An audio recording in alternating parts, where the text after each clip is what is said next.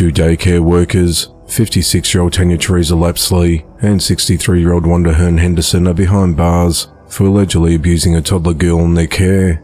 Authorities said the women were employed at the Milestone Academy in Childcare, located at 1205 Asheville Road in Montevallo, Alabama. The listed offence date is the 13th of February.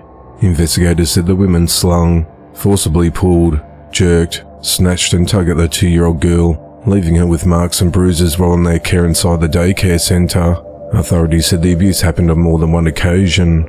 On Thursday the 4th of April, the women were arrested and charged with aggravated child abuse. They remain held at the Shelby County Jail with bonds set at $180,000 each.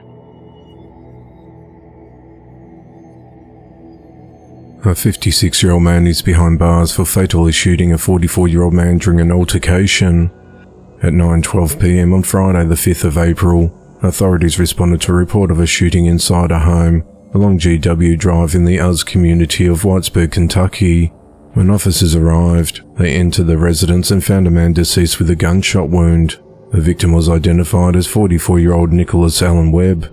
Officials identified 56-year-old Rodney Lee Webb as a suspected shooter, and he was arrested on scene.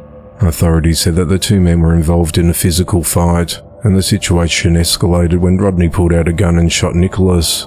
The victim's body was transported to the medical examiner's office in Frankfort for an autopsy.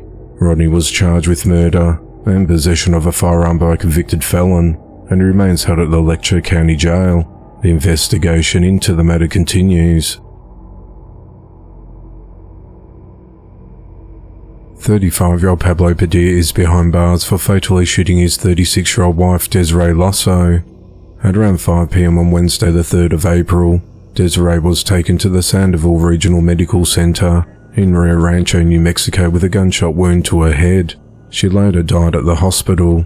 Authorities said that Pablo, Desiree and their 3 children aged 1, 3 and 15 years old were inside the vehicle driven by Pablo earlier that day as they traveled to Rio Rancho from Ribera to retrieve a vehicle that had been impounded by the Rio Rancho Police Department. The 15-year-old child told police that while traveling to Rio Rancho from Ribera, Pablo became upset with him, yelled at him, and hit him in the face. He said that Desiree intervened, and when she did, Pablo began yelling at her. Pablo pulled over near the intersection of Paseo del Volcan and Camino Encantados in Rio Rancho and retrieved an AR-15 rifle from inside the car and shot Desiree in the head.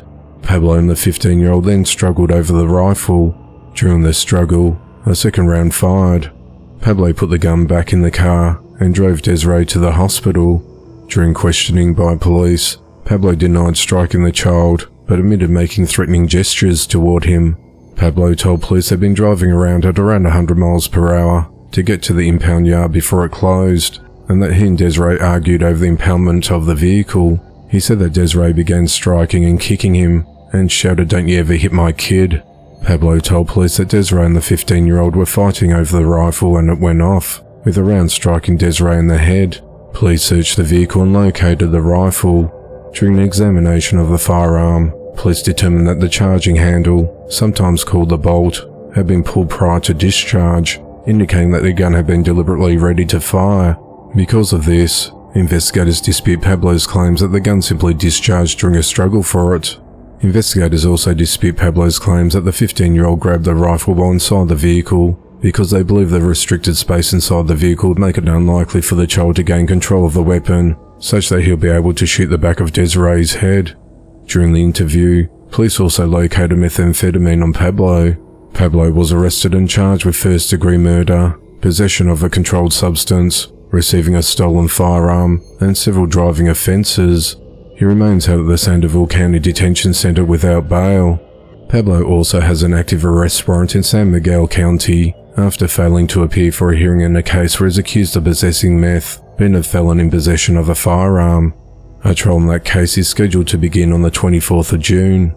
Pablo was also charged with child abuse in 2021 after he reportedly abducted the couple's now 3-year-old child during a fight. However, that case at Rio Rancho was dismissed because the officer did not show up at court.